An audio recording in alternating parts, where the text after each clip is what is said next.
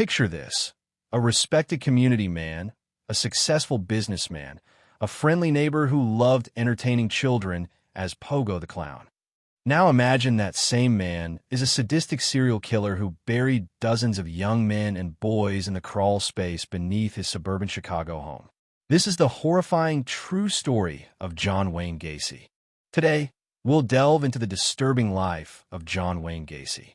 We'll explore the hidden darkness behind his cheerful facade, the chilling methods he used to lure his victims, the incredible investigation that uncovered his monstrous crimes, and the lasting legacy of the killer clown. It's a story that reveals the terrifying truth: evil often masquerades as ordinary. John Wayne Gacy was born on March 17, 1942, in Chicago, Illinois. His childhood was marked by a turbulent relationship with his alcoholic and abusive father, who frequently belittled him, calling him sissy and stupid.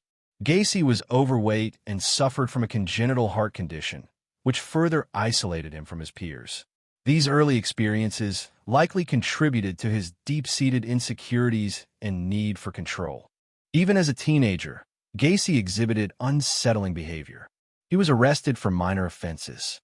In 1968, while living in Iowa, he was convicted of sodomy for sexually assaulting a teenage boy. He served a little over a year in prison before being paroled. This early brush with the law hinted at the darkness within, but he soon returned to Chicago, seemingly putting his past behind him. After his release, Gacy presented a remarkably different image. He became a successful independent contractor, running his own construction company, PDM Contractors. He married twice, had children, and became deeply involved in his community. He was a precinct captain for the Democratic Party and even entertained children at parties and hospitals, dressed as Pogo the Clown or Patches the Clown. This seemingly benevolent public persona, combined with his charm, made him an unlikely suspect for the horrors to come. Beneath the veneer of respectability, Gacy was a deeply disturbed individual. He harbored secret homosexual desires, which he repressed and channeled into violent fantasies. His need for control and dominance, stemming from his childhood abuse, manifested in increasingly dangerous ways. Gacy's method of operation often involved luring young men and boys, typically aged 14 to 21, to his home with promises of construction work or other employment.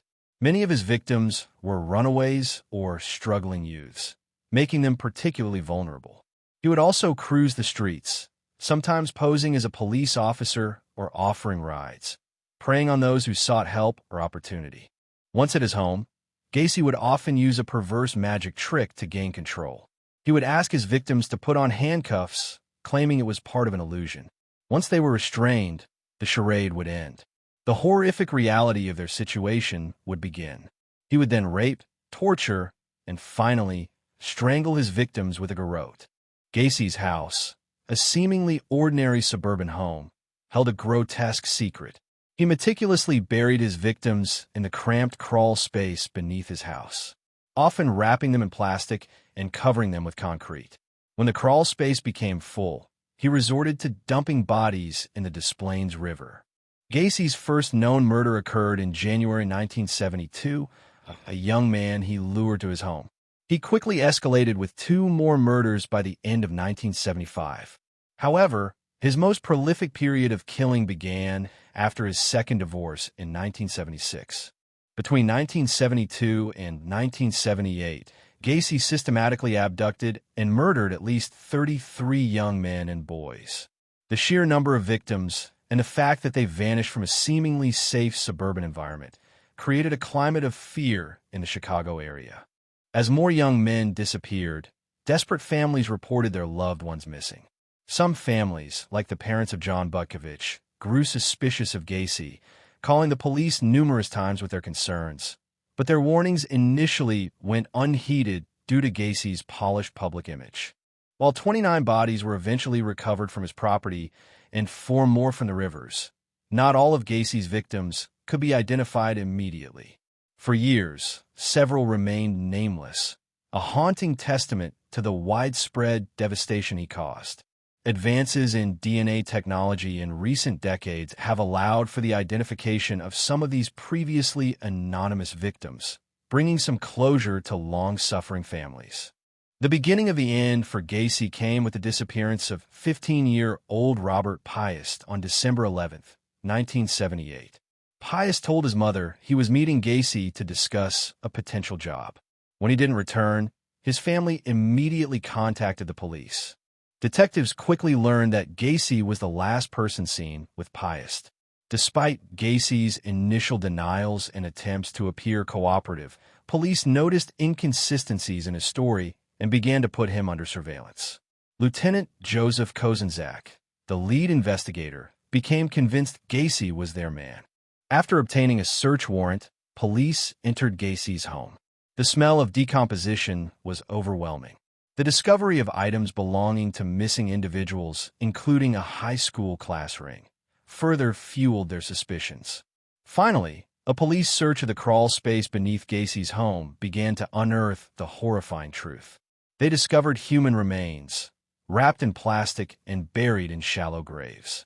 Faced with the undeniable evidence, Gacy eventually confessed to his crimes on December 21, 1978, detailing the gruesome murders of approximately 30 individuals. He was arrested, and the world began to learn the true extent of the killer clown's depravity. John Wayne Gacy's trial was a sensation. He was charged with 33 counts of murder. Despite his defense team's attempts to argue insanity, the jury rejected this plea, finding him guilty of all 33 murders in March 1980. He was sentenced to death for 12 of the killings and to natural life imprisonment for the remaining counts. Gacy spent 14 years on death row, exhausting numerous appeals. During this time, he continued to be a figure of macabre fascination, even painting disturbing clown images from his cell, which ironically sold for significant sums. On May 10, 1994, John Wayne Gacy was executed by lethal injection at Stateville Correctional Center in Illinois. His last words, reportedly a defiant "kiss my ass," reflected his unrepentant nature. The execution itself was not without controversy, as a clog in the foreline caused the procedure to take longer than expected, leading to some debate about the humaneness of the method. Gacy's case left an indelible mark on criminal justice, leading to advancements in missing persons investigations and forensic techniques. However, the tragedy of his crimes continues to resonate. For years, the identities of some of his victims remained unknown, a constant reminder of the horrific scale of his actions. Dedicated cold case detectives and advancements in DNA technology continue to work to identify the remaining unknown victims, bringing belated closure to families who have waited decades for answers. The story of John Wayne Gacy is a stark reminder that appearances can be deceiving and that true evil can hide in plain sight. What aspects of Gacy's crimes or persona do you find most disturbing? Share your thoughts in the comments below. And if you want to explore more chilling true crime cases, make sure to subscribe and hit that notification bell.